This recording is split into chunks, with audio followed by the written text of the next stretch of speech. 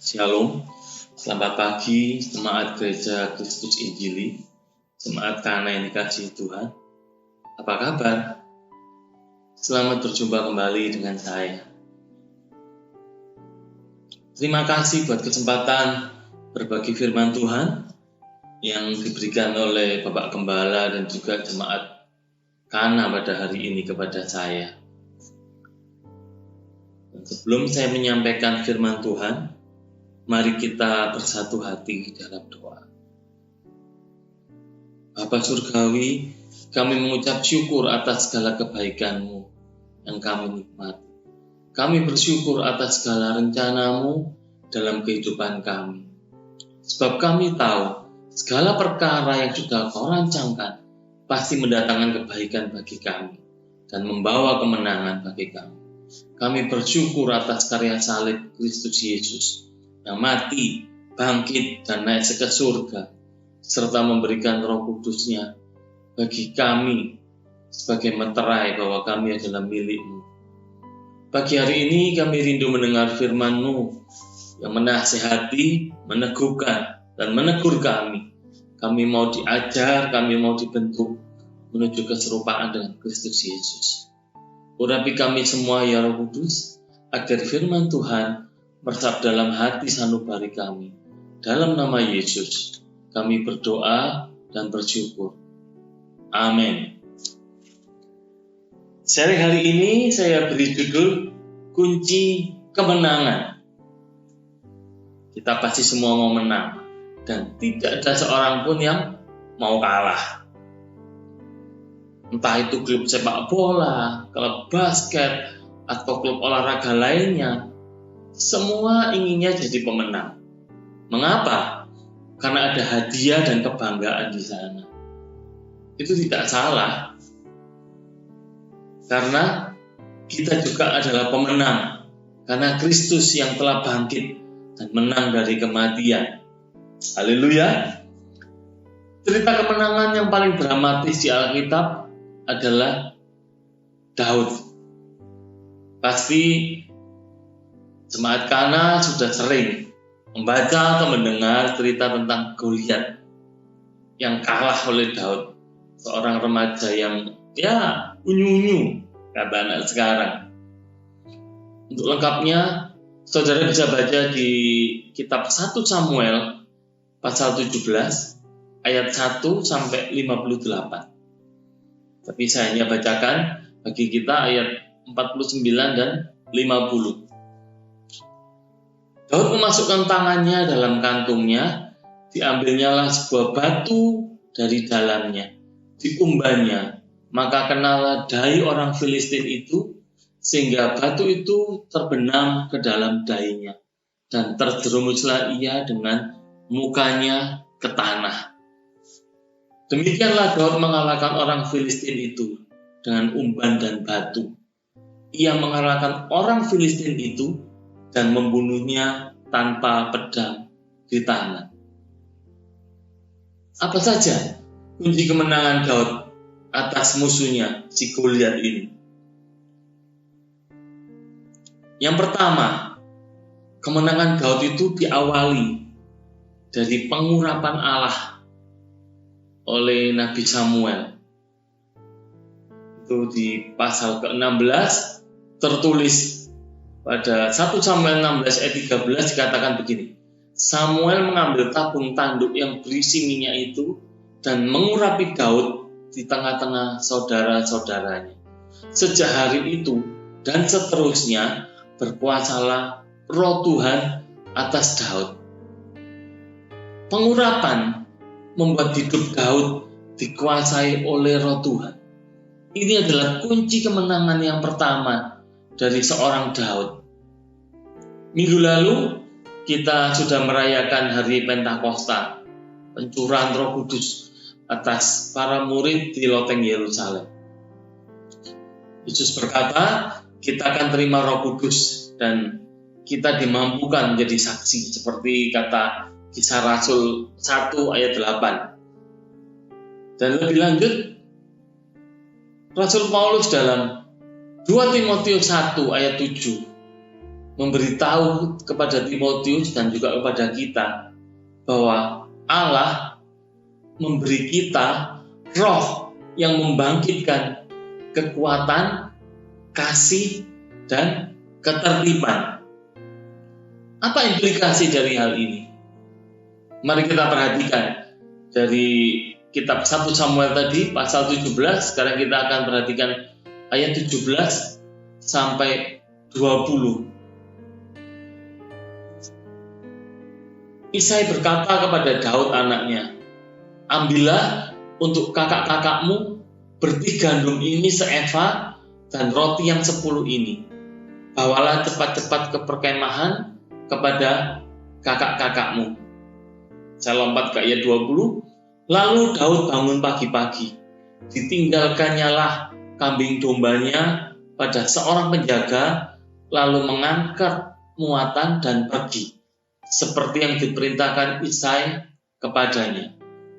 Sampailah ia ke perkemahan ketika tentara keluar untuk mengatur barisannya dan mengangkat sorak perang. Setelah Daud diurapi Tuhan, Daud adalah anak yang menghormati ayahnya. Mengapa ini penting, menghormati orang tuanya? Di satu bagian kitab Mazmur dia mengatakan, sekalipun ayahku dan ibuku tidak mempedulikan aku, tidak mengasihi aku, tapi Tuhan yang menerima aku. Ini berarti Daud adalah anak yang tidak terlalu disukai oleh ayahnya. Tetapi apa yang terjadi? Kita lihat ia tidak menolak ketika ia diperintahkan oleh ayahnya untuk mengunjungi kakak-kakaknya yang sedang bertempur melawan Filistin di lembah Targantin. Menghormati orang tua adalah hal yang penting. Setelah ada pengurapan, menghormati orang tua itu juga adalah hal yang sangat penting. Amsal 30 ayat 17 berkata, mata yang mengolok-olok ayah dan enggan mendengarkan ibu akan dipatuk gagak lembah dan dimakan anak raja wali.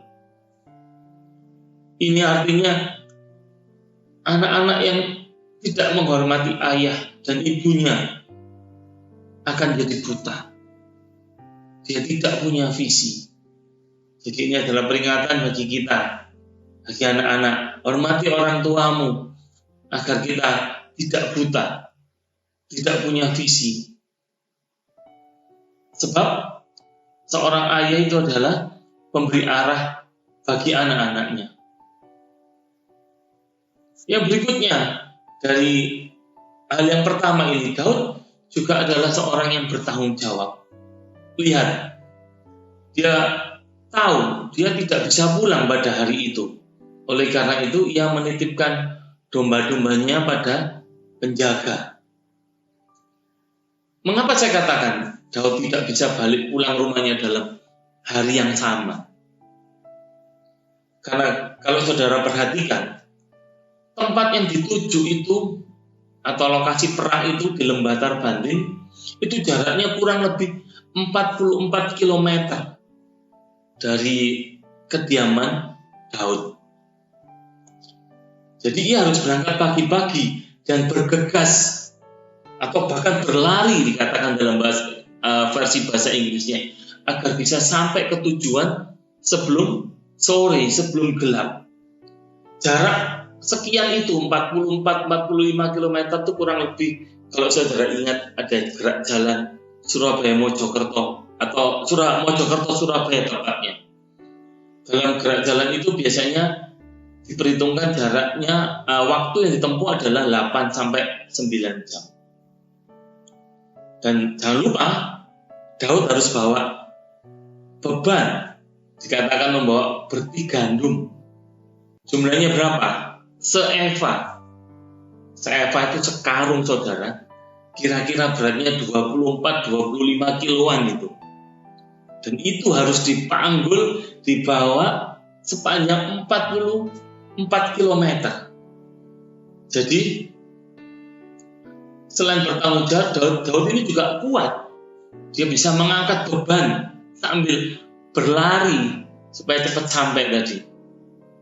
Dan karena dia juga seorang pemberani, ia sanggup menempuh perjalanan seorang diri dengan risiko ketemu segala macam. Bisa ketemu perampok, hewan buas, dan berikutnya.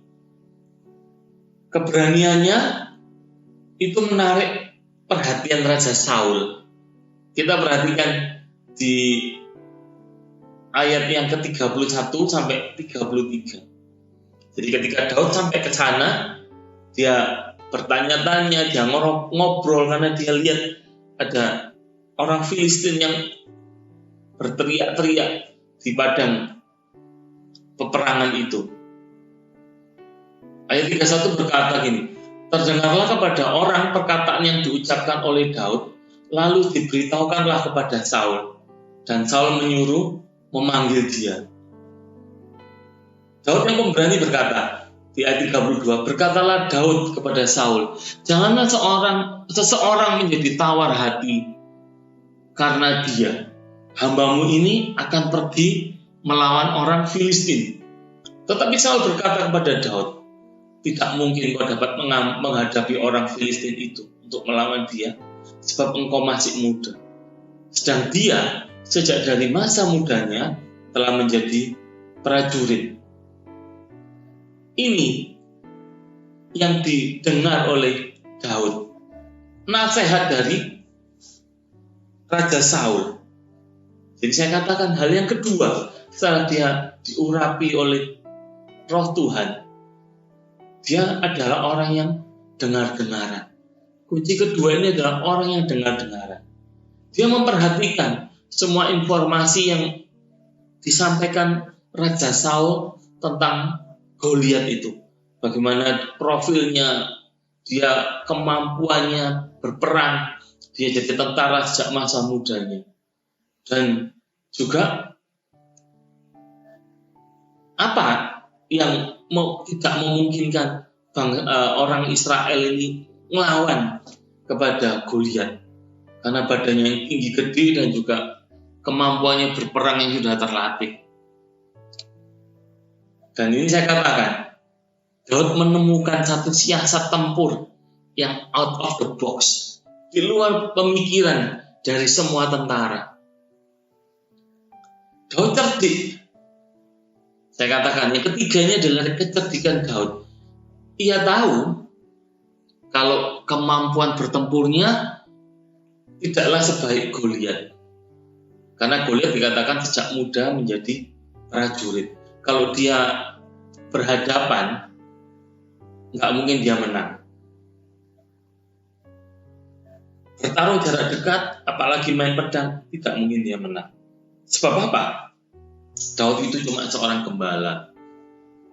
Meskipun dia pernah mengalahkan singa dan beruang, dia pernah bergulat atau bertarung dengan singa beruang dan ia menang. Tapi dia tahu dia nggak akan bisa melawan Goliat head to head. Nah, untuk itu dia menggunakan taktik. Kita lihat taktiknya, saudara.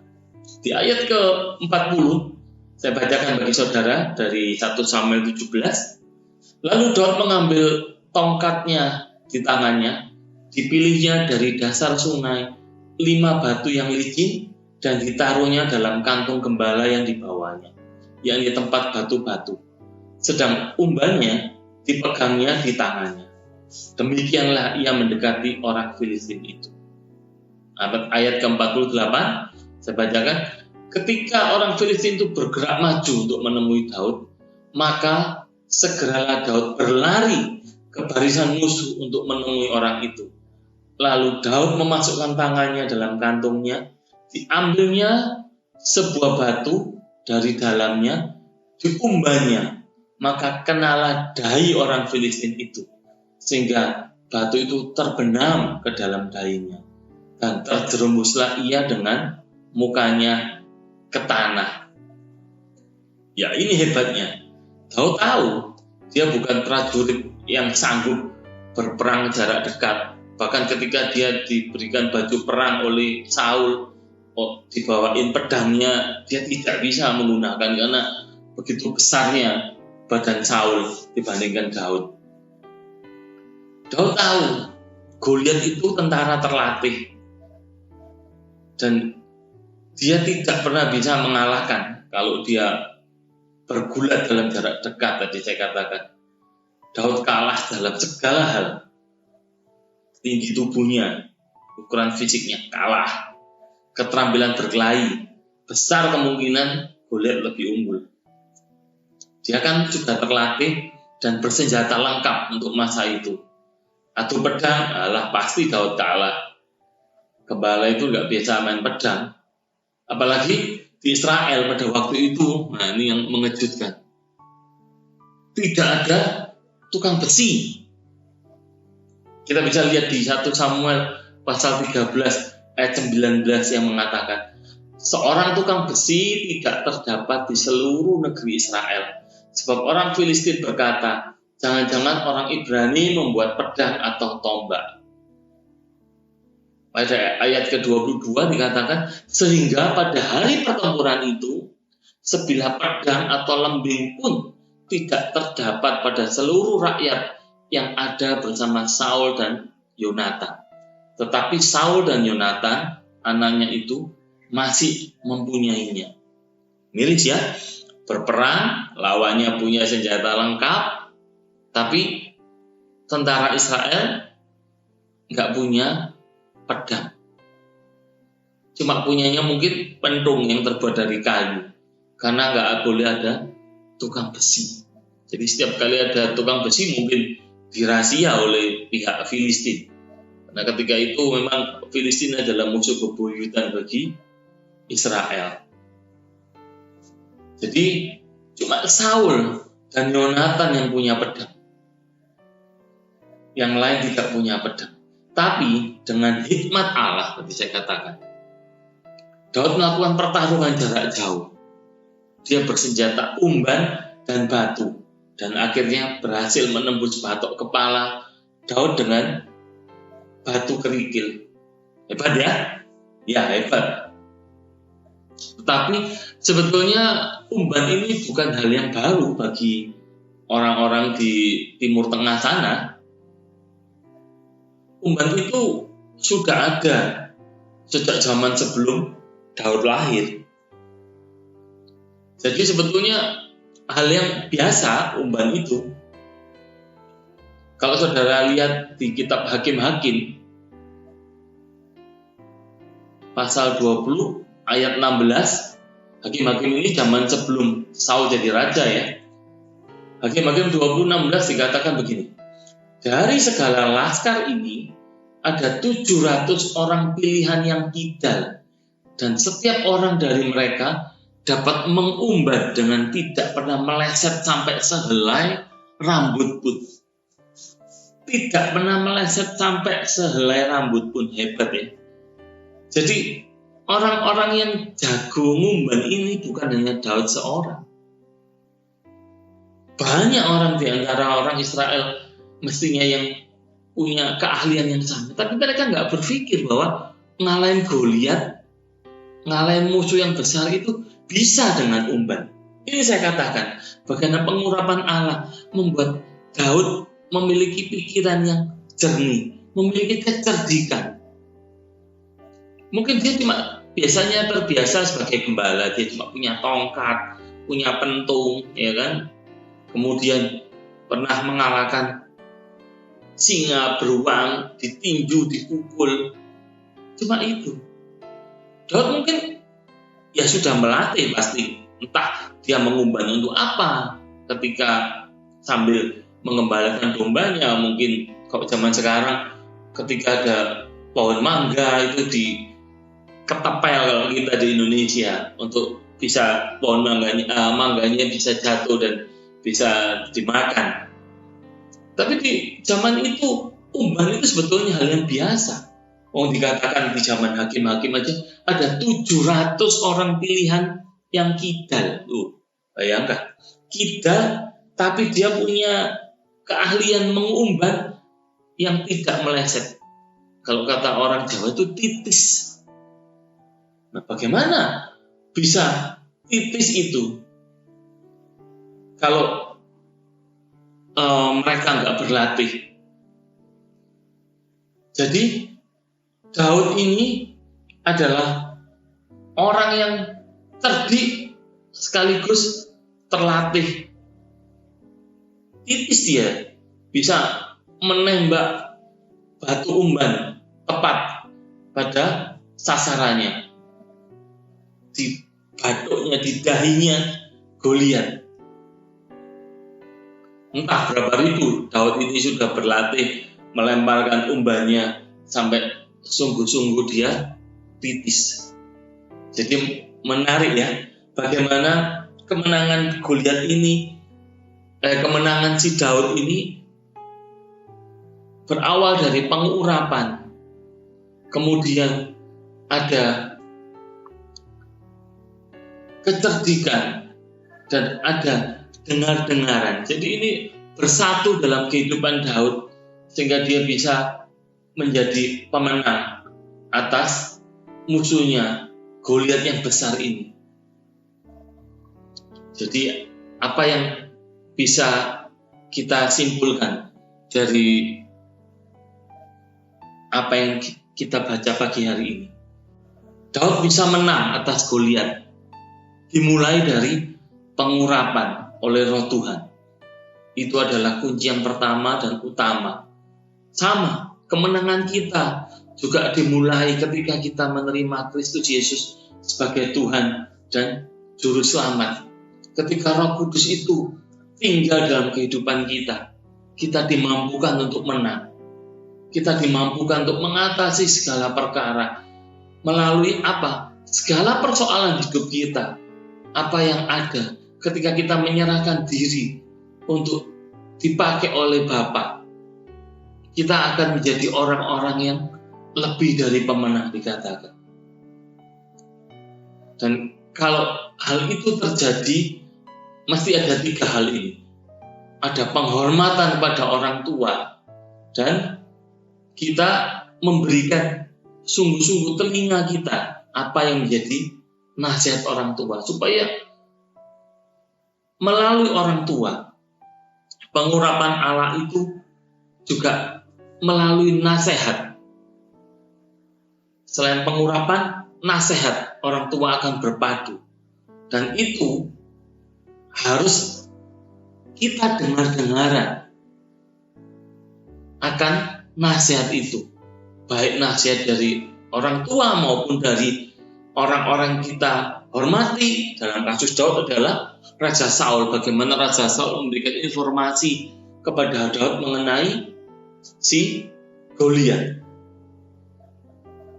Nasihat-nasihat juga membawa kita kepada pikiran-pikiran yang sehat, yang bisa memahami, mengerti tentang keadaan-keadaan yang terjadi. Sehingga kita juga memiliki solusi, memiliki kecerdikan, saya katakan, dan kreativitas dalam menjalani kehidupan ini. Kita bisa menang seperti Daud ketika kita tahu menggunakan hal-hal yang di luar kotak, out of the box, yang Tuhan berikan pada kita, hikmat-hikmat pada kita. Dan biarlah di atas segalanya kita tahu kita adalah orang pemenang untuk kemuliaan nama Tuhan. Mari kita berdoa. Terima kasih Tuhan atas firman-Mu yang meneguhkan kami, atas sharing yang boleh memberikan kami pengertian, memberikan kami instruksi bahwa ada kemenangan-kemenangan yang kami terima daripada-Mu Tuhan.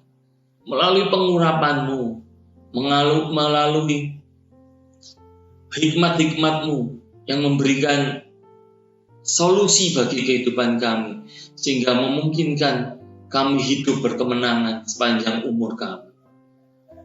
Karena bersama-Mu kami tidak pernah berkekurangan akan hal-hal yang baik.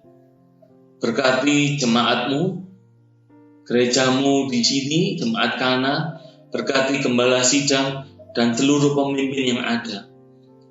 Biarlah kami semua hidup di dalam kasih dan karunia-Mu sepanjang hidup kami ya Bapa. Dipermuliakanlah nama-Mu, datanglah kerajaan-Mu, jadilah kehendak-Mu di dalam kehidupan kami. Segala pujian, hormat, dan kemuliaan hanya bagi Bapa di dalam nama Tuhan Yesus Kristus.